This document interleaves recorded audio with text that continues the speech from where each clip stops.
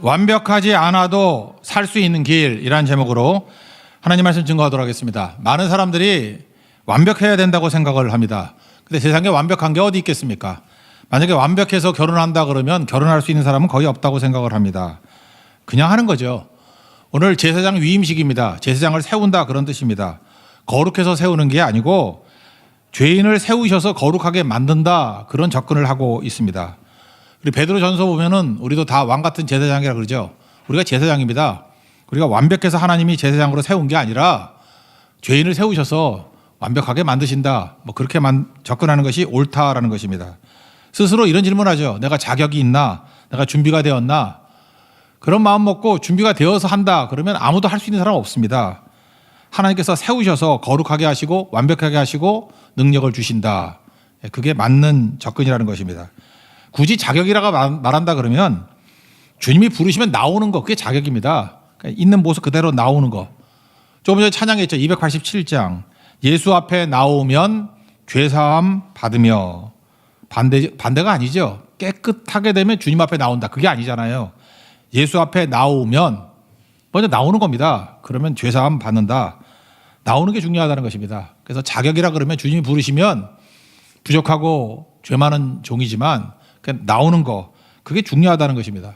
성경을 보면요. 있는 모습 그대로 나오지 못하는 사람들이 다 문제였어요. 그러니까 있는 모습 그대로 나온 사람도 다 구원받고 변화되었다라는 것입니다. 오늘 성경 공부 내용이 열왕기상 14장의 내용이죠. 북쪽 이스라엘의 초대 왕이었던 여로보암 왕 불순종했습니다. 그래서 하나님께서 돌아올 수 있는 기회를 주시잖아요. 그 기회가 무엇입니까?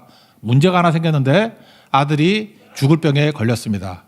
그럼 하나님 앞에 나와가지고 살려주십시오. 내가 믿음이 없어 그랬습니다. 불순종했습니다. 그런 식으로 하면 풀렸을 거예요. 그런데 선지자를 찾아가는데 아내에게 변장해서 찾아가게 만듭니다. 숨기는 거죠. 참 이상합니다. 그 성경을 보면요. 이게 변장하고 위장하는 사람 치고 잘된 사람이 없습니다. 사울왕도 그랬죠. 사울왕도 엔돌에 무당 찾아갈 때 변장하고 가잖아요. 그러니까 자기 있는 모습 그대로 안 가더라는 것입니다. 신약에 보면 바리새인이 항상 가면 쓰고 나오죠. 그 위선으로 나오잖아요. 그러니까 주님이 안 만나주죠. 가짜니까. 그런데 세리라든지 창기라든지 죄인들은 있는 모습 그대로 나갑니다. 세리 중에 자기 이름 숨긴 사람 있습니까? 세리, 마태. 세리라고 나오잖아요. 세리, 장, 삭개오. 세리라 그러잖아요. 창기가 아닌 척하고 뭐 요조숙녀인 척 나왔습니까? 아닙니다. 창녀인 모습 그대로 예수님이 다 받아주시고 구원해 주시고 변화시켜 주시더라는 것입니다. 그럼 우리도 마찬가지입니다. 있는 모습으로 나가는 거 그게 사실 능력입니다. 그럼 변화가 될 수 있다라는 거예요. 잊지 마십시오. 우리는 완벽하지 않습니다. 주님 부르시면 부르심에 나가는 거예요. 시작하는 거예요. 그럼 주님께서 완성시켜 주신다. 그걸 믿어야 된다는 것입니다. 주님이 부르셨습니다. 제사장을 부르셨는데 이제 제사장을 어떻게 세우느냐? 세 가지 방법으로 세웁니다. 첫 번째는 죄 있으면 안 되잖아요. 그래서 속죄제를 드리게 만들고 그다음 깨끗하게 만드셨습니다. 그 두 번째 단계는 번제를 드리게 만듭니다. 번제는 100% 헌신을 말하는 거잖아요. 네가 다 받았으니까 하나님 앞에 다 드려봐라. 그래서 다 받고 다 드리는 이렇게 다 받고 다 비우는 연습. 그게 번제거든요. 번제 인생이 되면은 하나님께 그를 통로로 사용하신다는 거예요. 얼마든지 능력 있게 사용해 주신다는 것입니다. 그러고 난 다음에 세 번째 단계는 거듭남이에요. 여기 보니까 나병 환자가 병에서 낫게 되었을 때 쓰는 방법이 피를 귀에 바르고 엄지손가락에 바르고 엄지 발가락에 바르는 거거든요. 똑같은 일을 나병 환자 고친 거와 마찬가지로 제사장에게 귀에 피 바르고 손가락에 피 바르고 발가락에 피 바르라고 얘기를 합니다. 무슨 얘기예요? 죽었다가 다시 살아난 거듭난 인생이라는 것입니다. 새 생명이라는 거예요. 이제는 너로 살지 않고 신약으로 표현한다 그러면 예수로 사는 인생이라는 거예요. 그래서 그가 얼마나 놀라운 인생을 살 수 있는지를 보여주는 것이 오늘 내용입니다. 우리 차례도 살피고 우리도 이렇게 주님 앞에 쓰임받는 제사장으로 서는 축복이 임하기를 기원합니다. 첫 번째 제사장으로 부르시고 난 다음에 우리가 나왔죠. 그 주님이 첫 번째 하시는 일이 뭐냐? 속죄제로 우리를 깨끗하게 해 주신다는 것입니다. 예수께 나가면 우리의 죄 문제가 해결된다. 그런 내용입니다. 10절부터 14절까지 내용인데 죄는 내가 해결하는 게 아닙니다. 먼저 수송아지 한 마리를 잡으라고 얘기를 합니다. 그래서 속죄제로 드릴 때 제물이 제일 큰 겁니다. 사실은 번제는 양이거든요. 양은 좀 작잖아요. 수송아지 그러면 제일 가치도 있고 소는 비싸잖아요. 제일 비싼 걸로 우리의 죄를 대속하는 거 그거로 접근을 합니다. 10절 중간쯤 보시면 그 송아지 머리에 안수할지며 짐승을 데려다가 동물을 데려다가 안수합니다. 안수는 무슨 뜻이에요? 나 대신에 죽는다 그런 뜻이에요. 그러니까 이 짐승이 나입니다. 나. 이 동물이 나라는 거예요. 소가 나라는 거예요. 그래서 죄가 전가되는 것입니다. 그래서 나 대신 죽는 거다. 그래서 뭐라고 표현하죠? 대속제물 그렇게 표현한다고요. 대속제물은 무엇입니까? 나의 죄를 뒤집어 쓰는 거예요. 그러니까 내 죄를 동물이 다 뒤집어 쓰는 겁니다. 그러니까 동물 입장에서는 어이없는 죽음이죠. 동물이 말을 못해서 그렇지 내가 왜 죽어야 돼? 그러면 내 죄 뒤집어 써도 죽는 거야. 그래서 우는가 봐요. 음매하고. 그죠? 그러니까 이게 어이없는 죽음이라고요. 근데 이 동물 제사가 우리에게 보여주는 게 무엇입니까? 동물이 억울하다 그걸 보여주는 게 아니죠. 동물 제사가 완성된 게 누굽니까? 예수님이죠. 영원한 제물, 대속물 대신 예수님.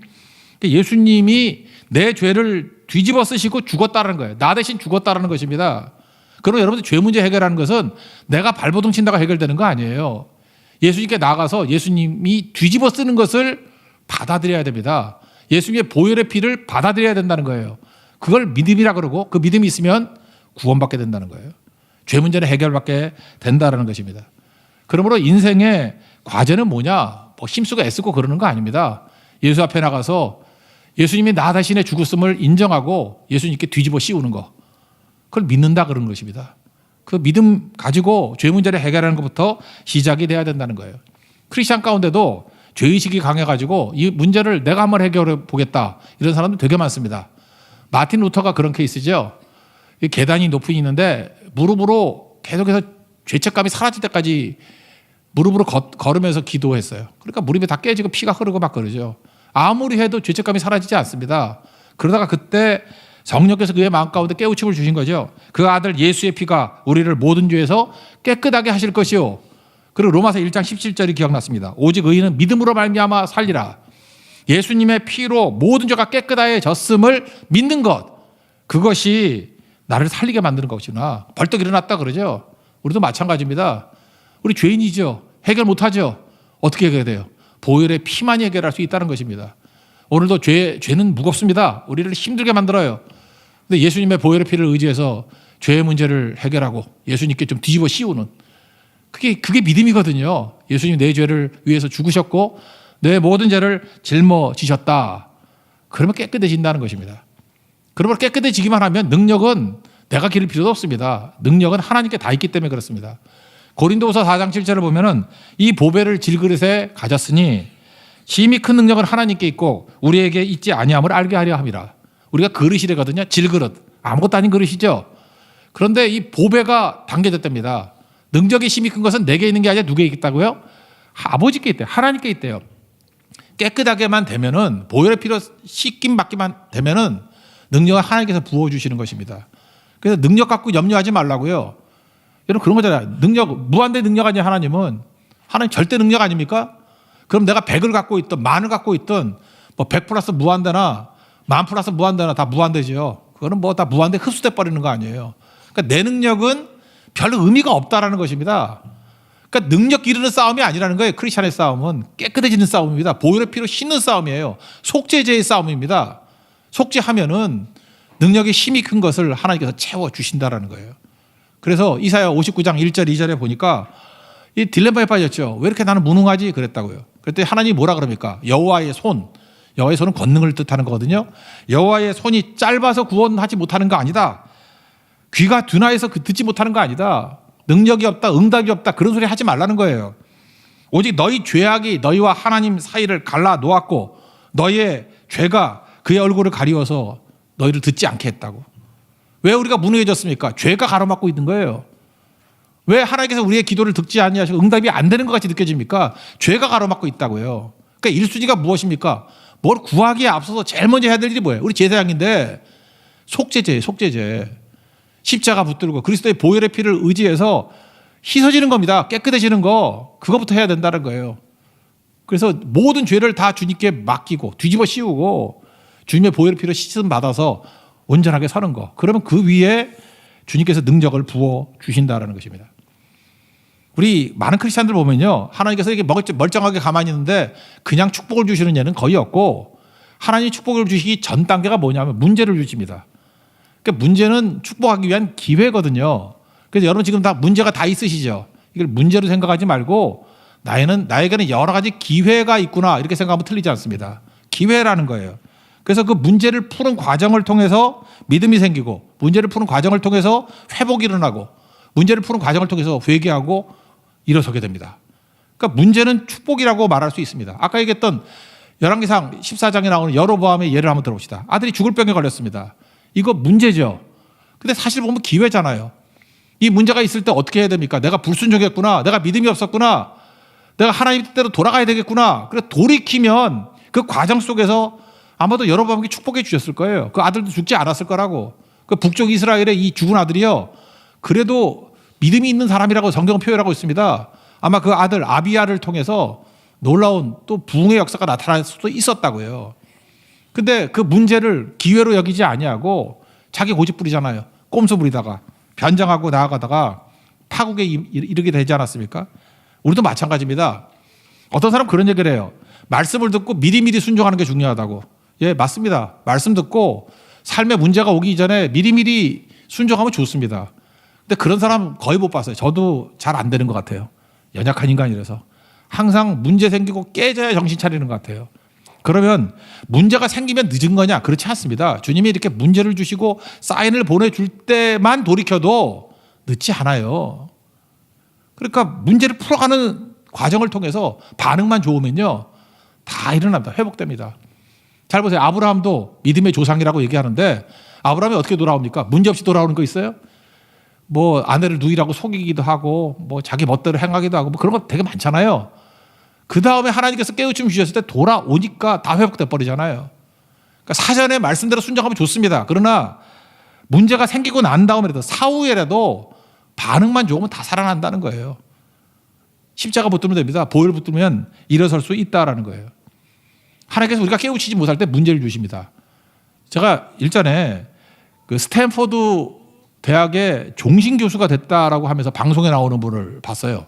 여자분이던데 이진영 교수라고. 근데 나는 스탠포드 대학에서 이분이 뇌과학자거든요. 제가 뇌에 관심이 많아가지고 그 강의를 좀 들으려고 그랬더니 뇌과학 얘기는 안 하면서 자기는 시험을 보면 시험을 실력보다 훨씬 잘 본대. 잠깐만 시험 잘 본다는 얘기만 해요. 그래서 내가 시험에 들었어요. 저 사람 어떻게 시험을 잘 보나? 그러면서 뭐 어떻게 얘기를 하냐면 자기가 자기 실력보다 시험을 잘 보는 이유가 뭐냐, 방법을 알려주더라고요. 어떤 과목을 공부할 때 보통 사람은 그냥 공부하잖아요. 공부해가지고 공부하다 보면 뭐가 중요한지 알게 되잖아요. 근데 이분은 그렇게 안 한대요. 어떤 과목이 시작이 됐다 그러면 문제집부터 푼대요. 문제집. 그 과목에 대한 문제가 쭉 나오잖아요. 문제집을 막 풀어본대요. 물론 뭐 공부를 안 했으니까 다 맞추지 못하겠죠. 많이 틀리겠죠. 그런데 문제를 풀다가 뭘 깨닫게 되느냐? 이 과목에서는 이러이러한 것이 중요한 것이구나. 이러이러한 곳에서 문제가 나오는구나.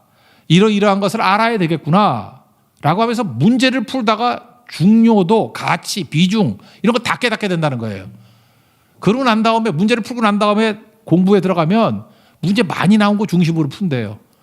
그럼 거의 예외 없이 거기서 나온대요. 그래서 자기가 공부한 양에 비해서 성적이 훨씬 좋다라고 하는 시험들은 얘기를 하더라고요. 근데 참 이해가 되죠. 하나님께서도 마찬가지예요. 우리가 공부 못한 학생이거든요. 그러니까 우리가 뭐가 중요한지도 몰라요. 그냥 우리 수학 같으면 맨날 집합만 열심히 공부해요. 그죠? 거기만 새까맣고 영어 같은 부정사만 새까매요. 그냥 앞부분만 열심히 하잖아요. 우린 뭐가 중요한지 몰라. 근데 하나님께서는 야, 너 공부 그렇게 하는 거 아니야. 그래서 우리를 끌어다가 문제로 이끌어 가십니다. 그래서 문제를 풀라는 거예요. 근데 이상하죠? 잠깐 똑같은 문제만 잠깐만 내.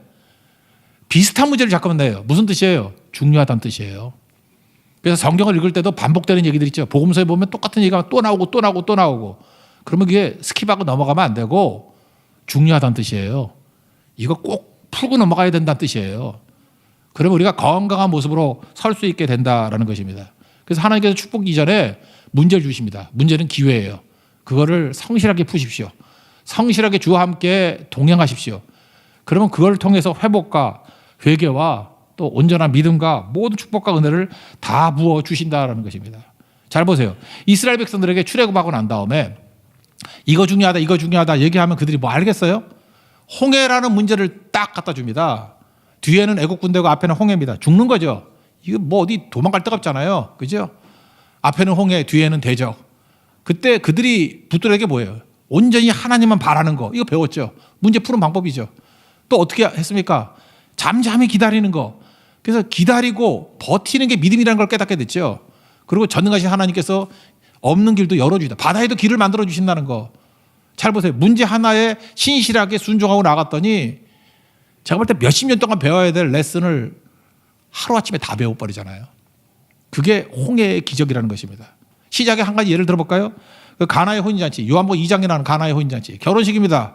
꼭 필요한 포도주가 떨어졌어요. 문제죠. 이런 큰 문제가 어디 있습니까?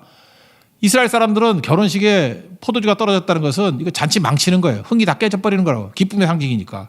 큰 문제입니다. 이 큰 문제를 가지고 풀어나가는 과정 속에서 큰 교훈을 얻죠. 뭐예요? 예수님 어머니가 그러잖아요. 말씀하신 그대로 하라고. 순종이 얼마나 중요한지. 그랬더니 하인들이 그냥 아구까지 물 채우고 갖다 주고 그냥 하라는 그대로 하잖아요. 순종했더니 어떤 일이 벌어져요? 물로 포도주가 되는 기적을 맛보게 되는 거죠. 야, 예수님은 하나님이시구나. 예수님은 순종할 때 기적을 행하시는 분이구나. 우리가 불가능해 보이지만 순종할 때 놀라운 변화의 역사가 나타나는구나. 이걸 다 배우잖아요. 그러므로 결혼식에 포도주가 떨어졌다는 건 뭐예요? 이건 문제가 아니라 기회라고요. 기회. 신구약에 있는 이 모든 문제들 우리도 똑같죠. 우리에게는 안 그런지 아십니까? 우리도 지금 뭐 남 얘기니까 뭐 물로 포도주 만드는 게 쉬워 보이고 홍해 갈라지는 게 쉬워 보이죠. 쉬운 거 아니에요. 그거 기적이라고요.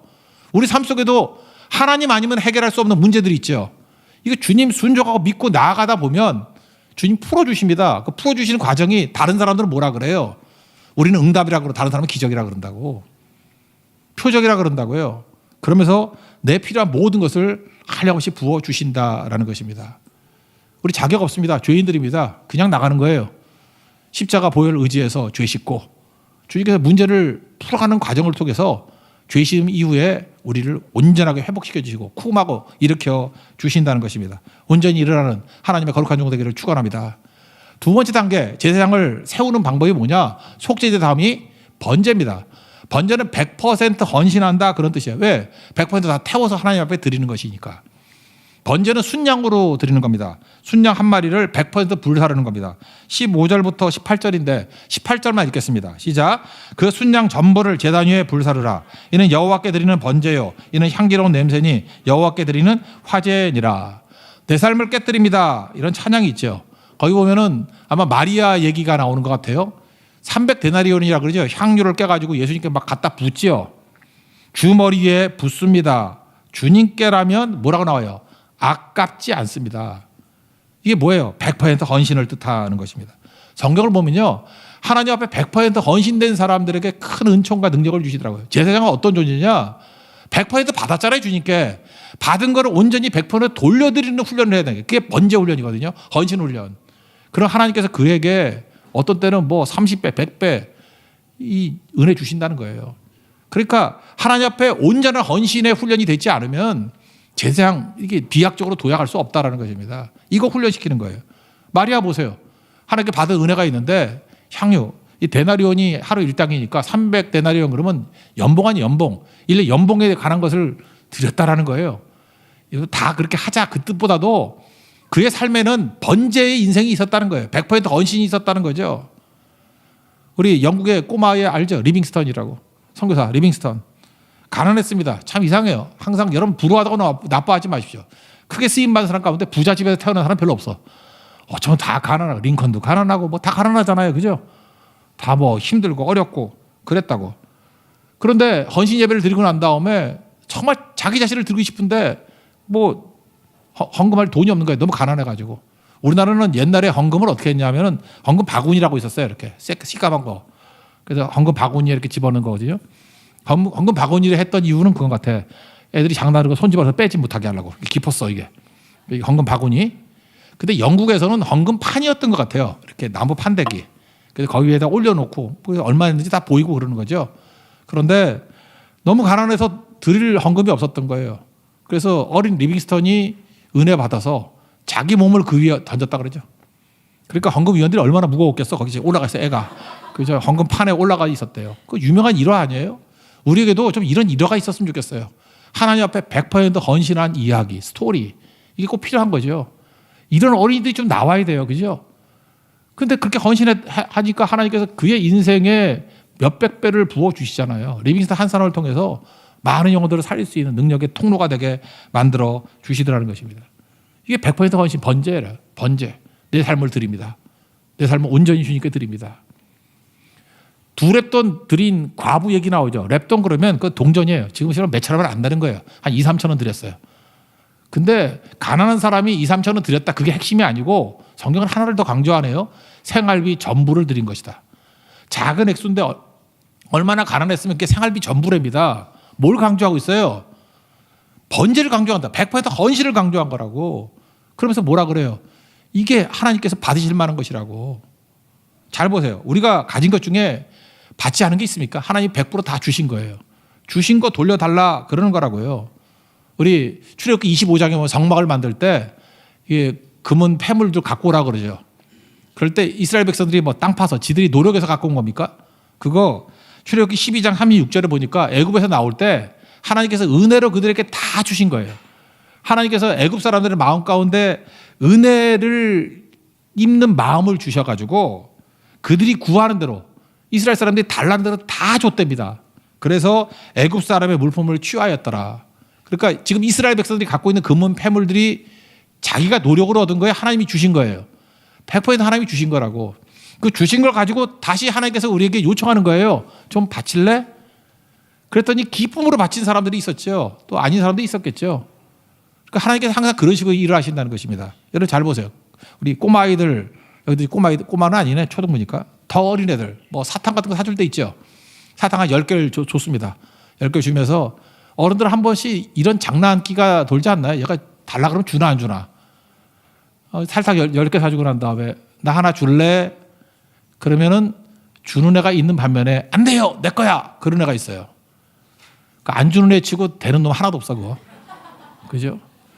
근데 하나 달라 그러면 뭐 무슨 거릴지 모르지만 주는 애들이 거의 다예요. 준다고. 근데 가끔 어떤 애는요 2개도 주고 3개도 주고 그래요. 제 기억나거든요. 유치원 때 그러던 애 지금 다 큰 인물 돼 있어. 인생이 달라져요. 잊지 말라고요. 하나님께서도 우리에게 똑같은 요구를 하시는 거예요. 100% 하나님이 다 주신 것인데 나 사탕 하나 줄래? 그럴 때 하나가 아니라 아니요. 있는 거 다 주세요. 다 드릴게요. 그러면 아마도 박스로 갖다 줄걸요. 그게 제사장이 훈련할 두 번째 관문이라니까요. 번제. 하나님께 내게 주신 모든 것을 번제로 드릴 수 있는 인생이 되라. 아까 여로보암 얘기 다시 한번 해봅시다. 여로보암이 변장하면서 아이야라는 선지자한테 보냈다 그랬죠. 선물 들고 나갔습니다. 선물이 뭐냐? 열왕기상 14장 3절 보니까 떡 10개, 과자, 꿀 1병, 애게 이 정도예요. 왕이잖아요. 왕이 드릴 수 있는 게 이거밖에 없어요. 이거보다 훨씬 더 많은 거죠.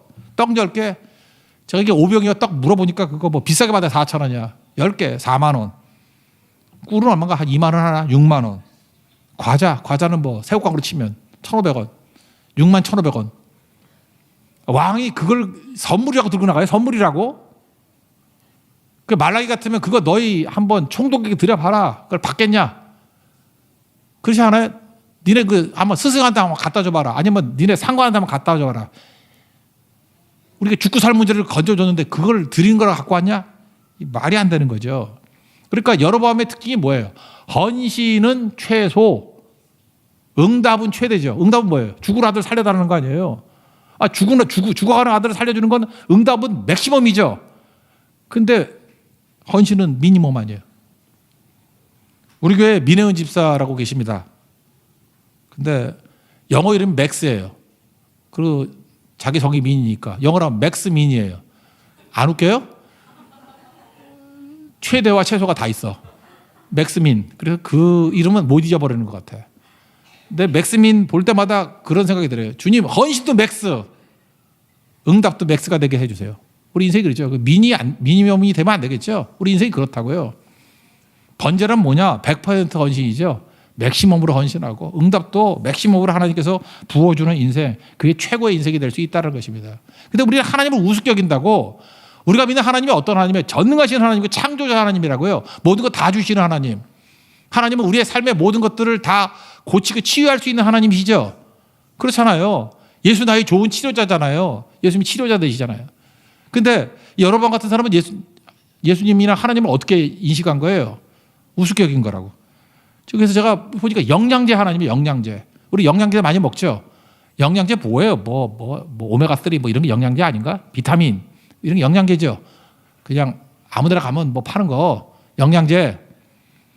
근데 사람들이 참 이상해. 영양제는요, 원래 효과가 있으면 안 됩니다. 효과가 있으면 영양제가 아니죠. 효과가 너무 크면은 그 약의 약, 의약품이라고. 여러분, 모든 약은요, 독인 거 아시죠? 모든 약은, 의약품은요, 효과도 있지만 부작용도 있습니다. 반드시 부작용이 있어요. 그래서 약은요, 약사나 아니면 의사의 진단서를 가지고만 먹어야 돼요. 왜냐? 거기에 딱 맞는 효과도 있지만 부작용이 반드시 있어요. 뭐 예를 들어서 뭐 몸에 어떤 건 좋은데 뭐 살이 갈라진다거나 뭘 먹으면 좋은데 뭐 눈이 심심해진다거나 뭐 부작용이 항상 있어요. 그리고 효과가 크면 클수록 부작용도 커요. 그래서 그런 걸 뭐라 그래요? 전문 의약품 그래요. 이건 반드시 의사의 진단서가 있어요. 전문 의약품. 저는 뭐 예를 든다면 스테로이드 같은 거. 스테로이드 저도 병원에 입원했을 때 맞았거든요. 효과 되게 좋아요. 뭐 아픈 것도 안 아프고 금방 낫고 막 그래요. 막 난청 오면 그 몇 방 맞으면 그냥 다 들리기도 하고 그런다고. 근데 부작용도 엄청 커. 더 설명 안 해도 돼요. 부작용 너무 많아서 내가 말하고 싶지 않아요. 너무 부끄러워서. 부작용 되게 많아요. 그러니까 그런 건 뭐예요? 그게 의약품이라고. 근데 하나님을 이렇게 전문 의약품으로 생각하죠. 내 병을 치유할 뿐으로 생각하는 영양제로 생각한다고. 그러니까 영양제는요, 생물학적으로 뚜렷한 변화가 나타나면 영양제라 그러면 안 돼. 의약품이지. 근데 우리는 모순이죠. 하나님은 영양제로 여기면서 효과는 전문 의약품 같이 변화되길 원한다고. 이거 형용 모순이죠. 옥시모론. 네모난 원 이런 거죠. 말이 안 되는 거죠. 그죠? 뜨거운 아이스 아메리카노 그런 거잖아. 말이 안 되잖아요. 말이.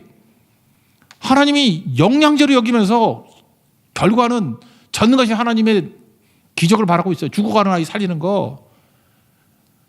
헌신은 뭘 말하는지 아십니까? 우리의 마음의 모순을 일치되게 만드는 힘이 있어요. 네가 믿는 하나님 진짜 살아계신 하나님이냐? 아멘. 그러면 죽을 병도 살릴 수 있어. 그거죠. 너의 길도 열어줄 수 있어. 너를 치료할 수 있어. 바다에도 길을 낼 수 있어. 적어도 우리 모순되지 말아야 될 거 아니에요. 그거 훈련이 뭐예요? 번제입니다. 제사장은 백성과 하나님 사이의 중보자 아닙니까? 그들이 할 일이 뭐예요? 우리 같은 왕 같은 제사장들 헌신 배워야 됩니다. 100% 헌신. 다 드리면 주님께서 막 부어주십니다. 그래서 죄 씻는 거 훈련해야 되고 100% 헌신하는 거 훈련해야 됩니다. 그러면 주님께서 책임져 주시는 거예요. 주님께서 우리의 삶의 모든 것을 책임지시는 분 있습니까? 그럼 맡기는 거죠. 예수로 사는 인생입니다. 맡기는 거예요, 그러면. 그럼 마지막 세 번째 단계가 뭐예요? 거듭남인데 이 거듭남이라고 표현하는 이유가 뭐냐면 피를 바르가 이게 위임식의 순양의 피를 귀에 바르고 엄지손가락에 바르고 엄지발가락에 바른다고. 이건 뭐냐면 나병 환자 치유할 때 방법과 똑같아요. 레위기 14장 14절을 보면 나병 환자가 정결함을 받을 때 오른쪽 귀부터 귀뿌리와 오른쪽 엄지손가락과 오른쪽 엄지발가락에 바를 것이요. 이게 치유가 닿다는 뜻이에요. 무슨 뜻입니까? 나병 환자는 이미 죽은 자로 뜻하는 거거든요. 나병 환자가 나았다는 건 뭐예요? 죽었다 살았다 그런 뜻이에요. 거듭남이죠. born again. 마찬가지로 똑같은 예식을 누구에게 행하라고요? 제사장에게. 그러니까 제사장이 속죄하고 번제를 통해서 100% 헌신이 다짐이 되면 이제 거듭난 인생입니다. 이제는 나병 환자 같이 죽었다 살아난 새 인생이 된 거예요. 이전 것은 지나갔으니 보라 새 것이 되었도다. 그래서 새로운 인생은 특징이 무엇입니까? 귀에 피를 바르는 거예요. 거듭난 귀예요. 새로 태어난 귀라고. 이제 아무거나 듣지 않습니다. 지난 수요일에도 말씀드렸죠. 잠깐 분노하는 사람의 특징이 있어요. 화를 잘 내는 사람의 특징이 있어요. 열받는 것만 쳐다봅니다. 그래서 옛말에 그런 거 있잖아요. 뭐 나쁜 얘기 들으면 귀를 씻어버리고 나쁜 거 보면 눈도 씻는다고. 이제 제 세상은 어떻게 살아야 됩니까? 이제 하나님 말씀만 듣고 허접한 거 듣고 살지 않아요. 이제 아름다운 간증 얘기 듣고 하나님이 일하심을 보고 듣는 거 훈련해야 돼요. 듣는 거 아무나 듣는 게 아니라는 거예요. 그게 거듭난 제사장의 모습이라는 것이고 손가락에 피를 발랐다는 건 무슨 뜻입니까? 이제 이 손이 하나님의 손이 된다는 거예요. 이 손이 건지는 손, 그다음에 살리는 손이 된다는 거예요. 이 손으로 그 죄를 짓거나 남을 피해를 주는 그런 손이 되지 않는다, 그런 뜻이죠. 전 제일 중요한 게 이 발가락이라고 생각하는데, 발가락에 피를 발랐다는 게 무엇입니까? 이제는 아무데나 안 간다는 거예요. 시편 1편 1절 보니까 죄인의 길에 서지 아니하며, 그런데 안 간다는 거예요. 이제 발걸음이 주와 함께 동행하는 발걸음, 주님 옆에 있는 발걸음이 된다라는 것입니다. 우리 발걸음 생각나는 게 뭐죠? 이사야서에 나오죠. 복음 들고 산을 넘는 자의 발이 어찌 그리 아름다운고. 이제는 전도하는 발이 돼야 되고, 여러분 신앙이라는 건 위치입니다. 어디가 있는지 주님 옆에 가 있는 거예요. 그게 신앙의 본질이라는 것입니다. 요즘에 에스겔에서 살피죠. 여호와 삼마가 에스겔의 주제 아닙니까? 여호와 삼마가 뭐예요? 여호와께서 거기 계신다. The Lord is there. 하나님께서 거기 계신다. 어디 계셔요? 성전에만 계시는 게 아니라 우리가 가 있는 삶의 현장 속에 거기 계신다고. 우리 신앙도 마찬가지입니다. 예수님 계신 곳, 거기 계시는 곳에 우리도 거기 있는 거예요. 그게 신앙의 완성이죠. 어떤 사람은 구원받고 난 다음에 이런 얘기를 합니다. 내가 하나님 앞에 잘 쓰임받고 싶은데 나는 이렇게 주역으로 쓰임받지 않는 것 같아요. 그래서 좀 아쉬워요. 그런 사람이 있더라고요. 그거 아닙니다. 예수님 옆에만 있어도 그렇게 쓰임받는 거예요. 예수님 십자가에 달리셨을 때 십자가는 누구만 달렸습니까? 강도 말고. 예수님 십자가에 달렸잖아요. 근데 그 옆에 여자들이 같이 있었습니다. 마태복음 27장 55절. 갈릴리에서부터 따라온 많은 여자가 거기 있어. 거기 어디예요? 십자가 옆에. 십자가 옆에 있는 것도 십자가에 같이 있는 것과 동일한 거라고요. 그러니까 여호와 삼마 대신에 그 뭐예요? 여인들 삼마죠. 여자들이 거기 있더라. 우리가 예수님이 역사하시는 그 현장에 나도 삼마 거기 있기를 원합니다. 그게 중요한 거죠. 잘 보세요. 어떤 사람이 길을 걸을 때 땅이 있죠. 밟고 지나가는 자리만 땅이에요. 밟고 지나가는 자리. 사실은 밟고 지나가는 자리도 있지만 밟고 지나가지 않는, 밟히지 않는 땅이 더 넓죠. 아니 길이 있으면 밟은 데가 몇 군데나 돼. 이 밟고 지나가는 것만 땅이 아니고 이게 널찍하게 있으니까 지나가는 거 아니에요. 자동차도 너무 좁으면 불안해서 못 가죠. 지난번 어떤 집사님하고 이렇게 지하 주차장 나오는데 이게 너무 좁아서 힘들어요. 근데 내가 보다 좁지도 않은데 좁다 그러더라고. 그러니까 운전을 못 하는 거지. 근데 운전을 못 하는 사람 잘할 수 있는 길이 뭐예요? 길이 넓으면 그 벽으로 안 가요. 안 가더라도 넓으면 안심하고 갈 수 있죠. 만약에 우리가 밟는 것만 땅이라 그러면 아파트 한 20층 되는데 이렇게 건너가라 그래. 근데 그 발자국 밟는 데만 딱 이렇게 다리를 만들어 놨어. 그 나머지는 허공이야. 거기 건너갈 사람 있어요? 발자국 밟는 데만 있으면 돼. 밟는 데만 있으면. 그 어지럽고 무서워서 못 가겠죠. 근데 그런 데는 어떻습니까? 밟는 데는 제한적이지만 널찍한 밟지 않은 땅이 더 많이 있잖아요. 우리가 하나님 앞에 쓰임 받는 게 뭔지 아십니까? 밟는 데만 쓰임 받는 게 아니에요. 밟는 데 옆에 있는 것도 쓰임 받는 거라고. 다시 말해서 쓰임 받지 못하는 것이 쓰임 받는 거라고. 쓸모 없는 것이 쓰임 받는 거라고. 그래서 우리 그릇이라 그러잖아요. 그릇은 뭐예요? 뭐 채워져 있는 게 아니죠. 그릇, 벽이 있지만 비어 있는 거 아니에요. 비어 있다는 게 뭐예요? 쓸모 없다는 거죠. 쓸모 없는 것이 쓸모를 만들어내죠. 방도 마찬가지 아니에요? 방에 벽이 있죠. 그 방은 비어 있어야지 쓸모 있는 방이지 꽉 차 있으면 쓸모 없는 방이잖아요.